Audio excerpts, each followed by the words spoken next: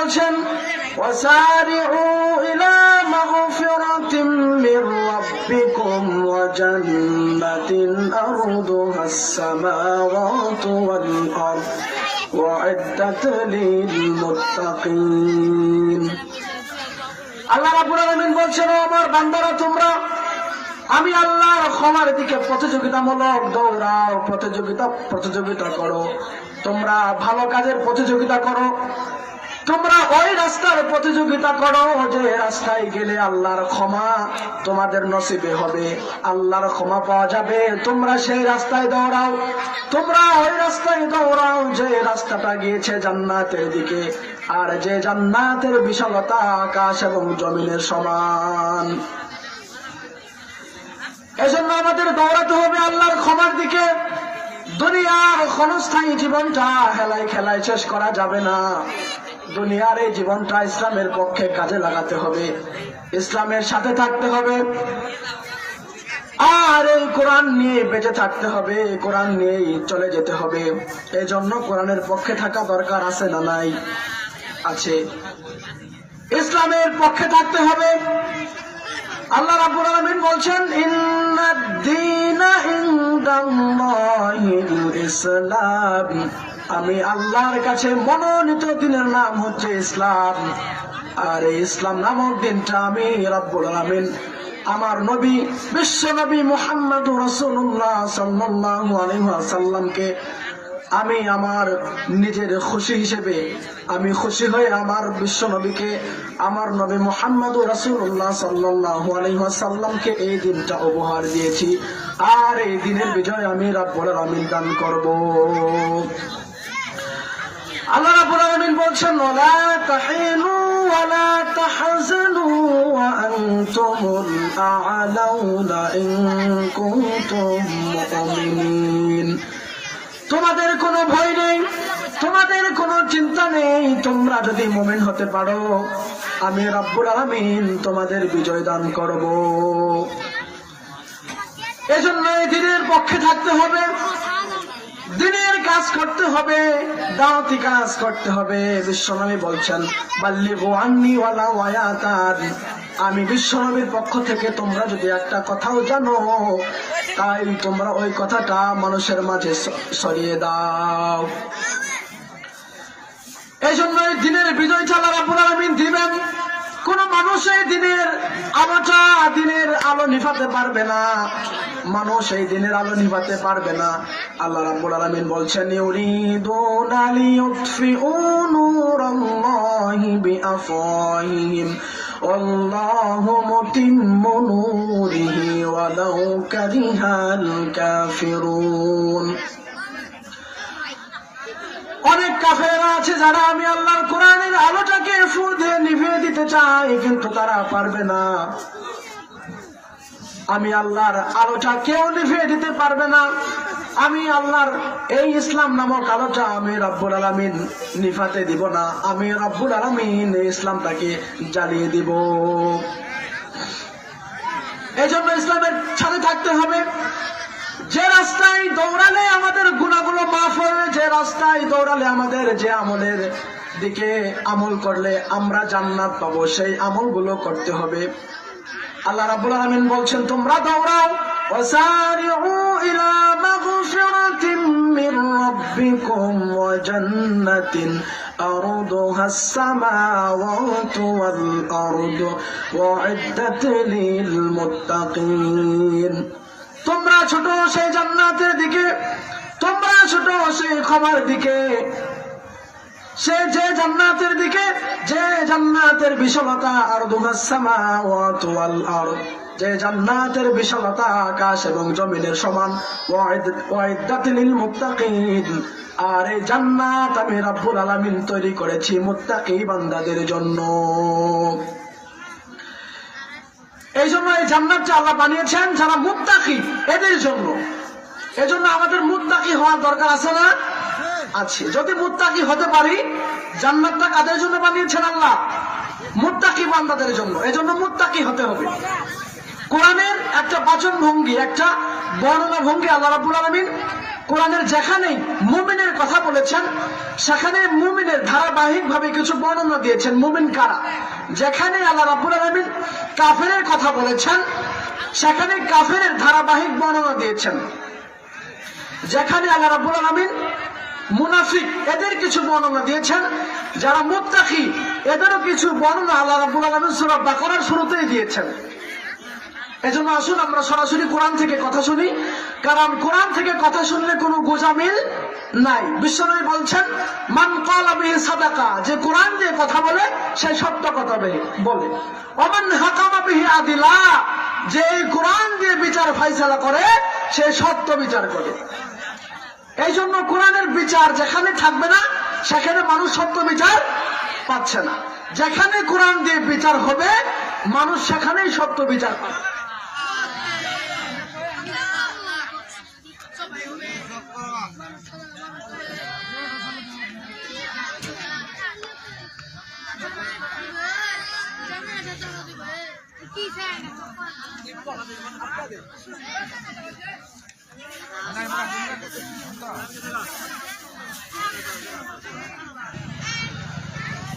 বিশ্বনবী বলছেন মান ক্বালা বিহি সাদাকা, যে ব্যক্তি এই কোরআন দিয়ে কথা বলে সে সত্য কথা বলে। ওমান হাকামা বিহি আদিলা, যে ব্যক্তি এই কোরআন দিয়ে বিচার ফয়সালা করে ওই ব্যক্তি সত্য বিচার করে, ন্যায় বিচার করে। এজন্য বিচার ফয়সালা করতে হবে কি দিয়ে? আল্লাহর কোরআন দিয়ে। আল্লাহ রাব্বুল আলামিন বলছেন ওয়াইদাত লিল মুত্তাকিন, আমি রাব্বুল আলামিন এই মুত্তাকি বান্দাদের জন্য জান্নাতটা তৈরি করেছি, যে জান্নাতের বিশালতা আকাশ এবং জমিনের সমান। এখন এর পরে আল্লাহ রাব্বুল আলামিন মুত্তাকি বান্দার পরিচয় দিয়ে বলছেন, আল্লাহ রাব্বুল আলামিন বলছেন আমার মুত্তাকি বান্দার প্রথম গুণ। আল্লাহ রাব্বুল আলামিন কোরআনুল কারীমের মধ্যে বলছেন আল্লাযীনা ইউনফিকুনা ফিস সাররাই ওয়াদ দাররাই ওয়াল কাযিমিনাল গায়যা ওয়াল আফিনা আনিন নাস ওয়াল্লাহু ইউহিব্বুল মুহসিনিন। রব্বুল আলামিন বলছেন আমার মুত্তাকি বান্দার প্রথম গুণ আল্লাযীনা ইউনফিকুনা ফিস সাররাই ওয়াদ দাররা, আমার মুত্তাকি বান্দার প্রথম গুণ আমার মুত্তাকি বান্দা সচ্ছল অবস্থায় আমি আল্লাহ রাস্তায় দান করে দেয়। তাহলে এক নম্বর গুণ হচ্ছে আল্লাযীনা ইউনফিকুনা ফিস সাররাই ওয়াদ দাররা, আমার মুত্তাকি বান্দার প্রথম গুণ আমার মুত্তাকি বান্দা সচ্ছল অবস্থায় আমি আল্লাহ রাস্তায় দান করে দেয়। সুবহানাল্লাহ। এই জন্য মুত্তাকি যদি হতে চাই, মুত্তাকির খাতায় যদি নিজের নামটা উঠাতে চাই তাহলে দান করতে হবে। শুধু দান করলেই হবে না, সচ্ছল অবস্থায় আপনার অবস্থা যখন ভালো থাকবে, আপনার দিনকাল ভালো যাচ্ছে, একটু বেশি দান করতে হবে। যখন দিনকাল একটু খারাপ যায় তখন কম দান করতে হবে। কিন্তু দানের ধারাবাহিকতা মুত্তাকি বান্দা বাদ দেয় না। মুত্তাকি বান্দা সব সময় কম বেশি দান করে। আল্লাহ রাব্বুল আলামিন বলছেন আমার যারা মুত্তাকি বান্দা হবে তারা দুনিয়ার বুকে সচ্ছল অবস্থায় দান করবে। দান করতে হবে সচ্ছল অবস্থায়। মদিনার জমিনে সাইয়েদনা বেলাল আল হাবাশী রাদিয়াল্লাহু তাআলা আনহু পায়ে দেওয়ার মতো কোনো স্যান্ডেল ছিল না, গায়ে দেওয়ার মতো কোনো জামা ছিল না। সেই বেলালকে বিশ্বনবী সাল্লাল্লাহু আলাইহি ওয়াসাল্লাম বলছেন আনফিক ইয়া বেলাল লা তাখশা মিন জিল আরশি ইকলালা, ও বেলাল তুমি আল্লাহর রাস্তায় দান করো। যে আল্লাহর রাজি খুশি করানোর জন্য তুমি দান করবে সেই আল্লাহর ধন ভান্ডারের কম নাই। তুমি দান করো, তোমাকেও বাড়িয়ে দিবে কে? আল্লাহ রাব্বুল আলামিন। এজন্য ওই বেলালকে বিশ্বনবী বলছেন বেলাল তুমি দান করো। যে বেলালের পা দেওয়ার মতো কোনো স্যান্ডেলই ছিল না, গায়ে দেওয়ার মতো কোনো জামাই ছিল না, শুধুমাত্র সদর ঢাকার জন্য একটি কাপড় ছিল, ওই বেলালকে বিশ্বনবী যদি এই কথা বলতে পারে আমাদের কি তার চেয়ে আমরা কি ভালো অবস্থায় নাই? তার চেয়ে আমরা ভালো অবস্থায় আছি। এই জন্য আমাদের অসচ্ছল অবস্থায় দান করতে হবে। আল্লাহ রাব্বুল আলামিন বলছেন আমি আল্লাহর জমিনে যারা সচ্ছল অসচ্ছল অবস্থায় দান করবে এদের দৃষ্টান্ত ওই চারা বীজের মতো, যে চারা বীজটা জমিনে গেড়ে দিলে সেখান থেকে হয় 7টি শীষ, আর সেই 7টি শীষ থেকে হয় শত শস্য দানা। আল্লাহ রাব্বুল আলামিন বলছেন, মাসালুল্লাযীনা ইউনফিকুনা আমওয়ালাহুম ফি সাবিলিল্লাহি কামাসালি হাব্বা আম্বাতাত সাবআ সানাবিলা ফি কুল্লি সুমবুলাতিন মিআতু হাব্বা ওয়াল্লাহু ইউদাঈফু লিমান ইয়াশা ওয়াল্লাহু ওয়াসিউন আলীম। আল্লাহ রাব্বুল আলামিন বলছেন, আমি আল্লাহর জমিনে যারা দান করে তাদের দৃষ্টান্ত ওই চারা বীজের মতো, যে চারা বীজটা জমিনে গেড়ে দিলে সেখান থেকে হয় 7টি শীষ, আর সেই 7টি শীষ থেকে হয় শত শস্য দানা। অর্থাৎ 100 টাকা দান করে দিলে আল্লাহ রাব্বুল আলামিন 700 টাকার সমপরিমাণ সওয়াব আপনার আমলনামায় দিবেন। সুবহানাল্লাহ। এজন্য দান করতে হবে, গোপনেও করতে হবে, প্রকাশ্যেও দান করতে হবে। তবে গোপন দান আল্লাহর কাছে এত প্রিয়, আল্লাহর রাগ, আল্লাহর ক্রোধ, আল্লাহর গুসা যদি আপনার উপর থেকে থাকে, ওই গোপন দানের বদলতে ওই রাগটা রাব্বুল আলামিন আপনার থেকে উঠিয়ে নেন। আল্লাহ যদি কোনো মানুষের প্রতি রেগে থাকে, আর ওই ব্যক্তি যদি আল্লাহকে রাজি করার জন্য গোপনে দান করে, তাহলে আল্লাহ রাব্বুল আলামিন ওই ব্যক্তির উপর ওই রাগটা উঠিয়ে নেন। সুবহানাল্লাহ। এই জন্য গোপনে দান করতে হবে। বিশ্বনবী সাল্লাল্লাহু আলাইহি ওয়াসাল্লাম বলছেন, বুখারীর বর্ণনা, 7 শ্রেণীর ব্যক্তিকে আল্লাহ রাব্বুল আলামিন কাল কিয়ামতের মাঠে, যেদিন সূর্যটা মানুষের মাথার কাছে চলে আসবে, সূর্যের প্রচন্ড তাপে মানুষের মাথার মগজগুলো গলে গলে নাকের ছিদ্র আর কানের ছিদ্র দিয়ে টপ টপ করে বেয়ে বেয়ে পড়বে। লা জিল্লা ইল্লা জিল্লু, আল্লাহর আরশের ছায়া ছাড়া কোনো ছায়া থাকবে না। ওই কঠিন পরিস্থিতিতে রাব্বুল আলামিন 7 শ্রেণীর ব্যক্তিকে তার আরশের ছায়া প্রদান করবেন। তার মধ্যে 1 শ্রেণীর ব্যক্তি হচ্ছে রাজুলুন তাসাদ্দাকা বিহি সাদাকা, ওই ব্যক্তি যে ব্যক্তি গোপনে দান করে দেয়। রাজুলুন তাসাদ্দাকা বিহি সাদাকা ফাআখফাহা হাত্তা লা তা'লামু শিমালুহু মা তুনফিকু ইয়ামিনু, এমন গোপনে আল্লাহ রাস্তায় দান করে দেয়, তার ডান হাত কি দান করে দেয় বাম হাত টের পায় না।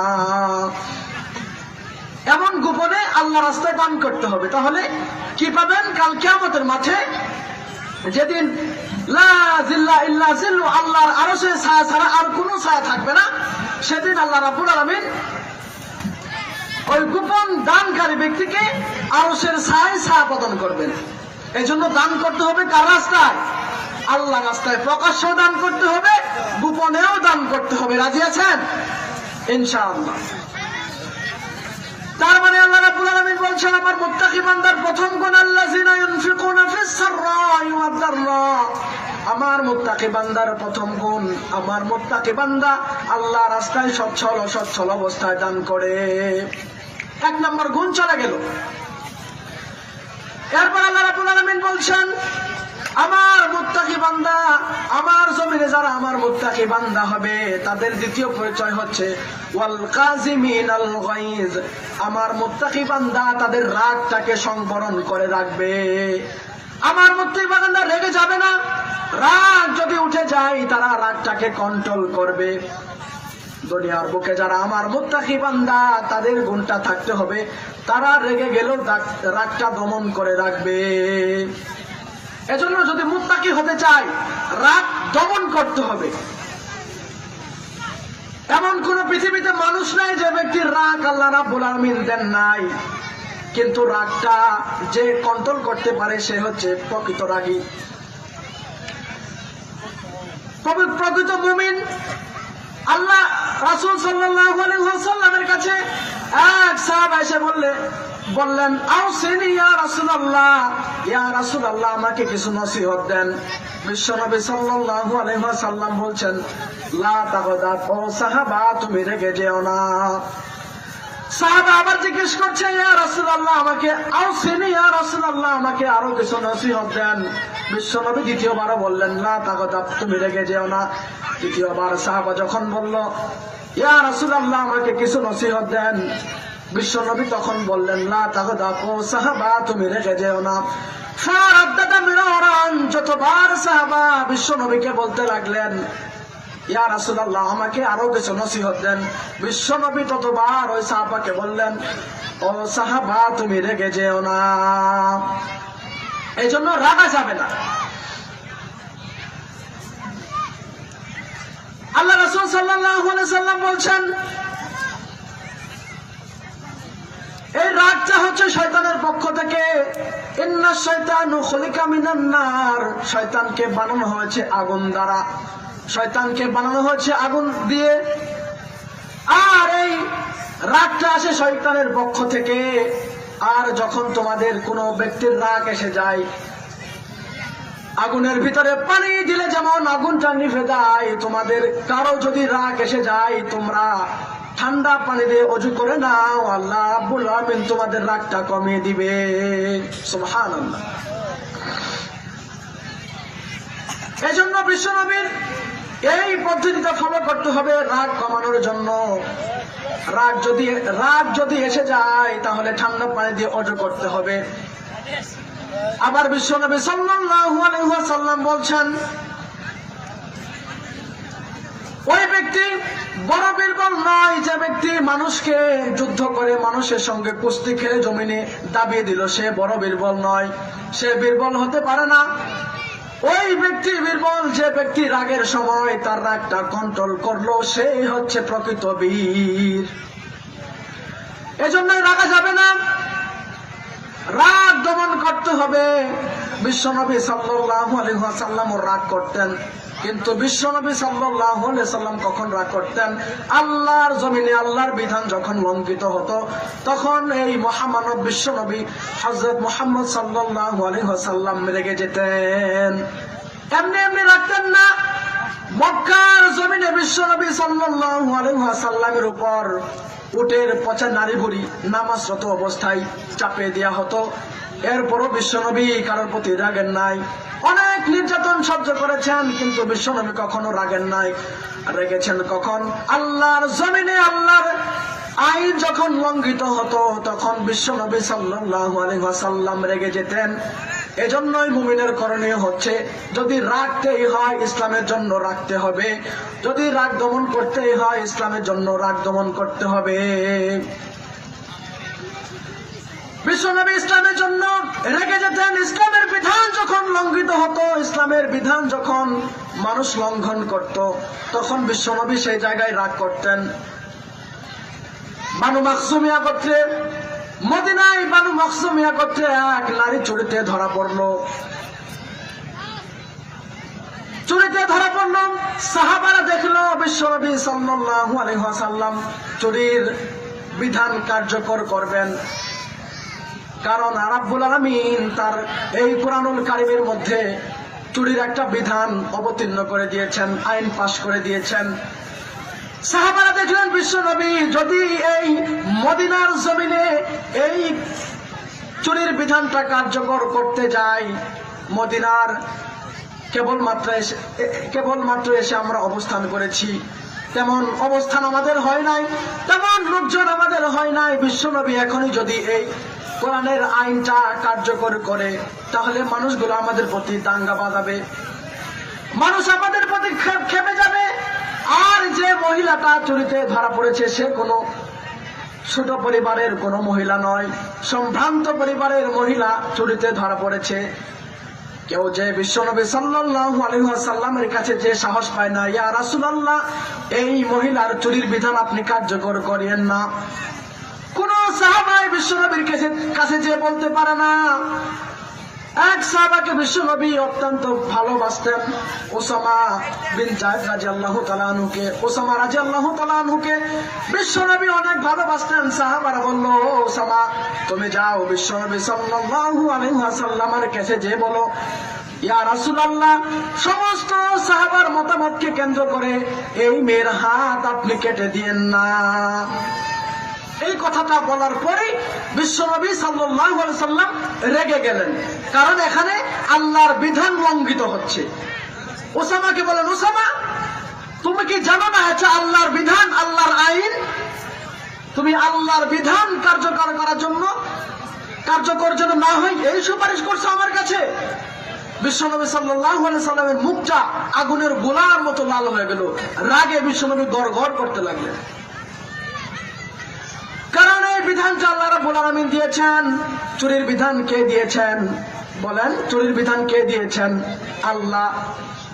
আল্লাহ রাব্বুল আলামিন বলছেন, আস-সারিকু ওয়াস-সারিকাতু ফাকাতউ আইদিয়াহুমা জাযাআম বিমা কাসাবা নাকালাম মিনাল্লাহ ওয়াল্লাহু আজিজুন হাকীম। আল্লাহ রাব্বুল আলামিন জানিয়ে দিলেন, যদি কোনো চোর বা চুন্নি বড় ধরনের কোনো জিনিস চুরি করে ফেলে আর যদি সে ধরা পড়ে যায়, তাহলে তার হাত কেটে দেওয়ার দায়িত্ব হচ্ছে সরকারের। তাহলে ওই ব্যক্তির হাত কেটে দেওয়া ওই দেশের প্রেসিডেন্টের কর্তব্য। চুরির বিধান আল্লাহ রাব্বুল আলামিন যেটা দিয়েছেন সেটা হচ্ছে হাত কেটে দেওয়া। তবে সেই চোর নয় যারা আমচোর, জামচোর, কলাচোর, এই চোর নয় যারা দেশের টাকা, লক্ষ লক্ষ টাকা এক কলমের খোঁচায় অন্য দেশে পাচার করে, এই চোরদের হাত আগে কাটতে হবে। জোরে বলেন ঠিক কিনা?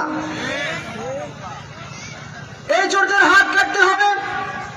এই চোরের একটা চোরের হাত কেটে যদি আপনি বাইতুল মোকাররম কেন্দ্রীয় মসজিদের লাইভ দেখাতে পারেন, গোটা বিশ্ব দেখবে, বাংলাদেশের মানুষ দেখবে, যারা চুরি করে তারাও দেখবে।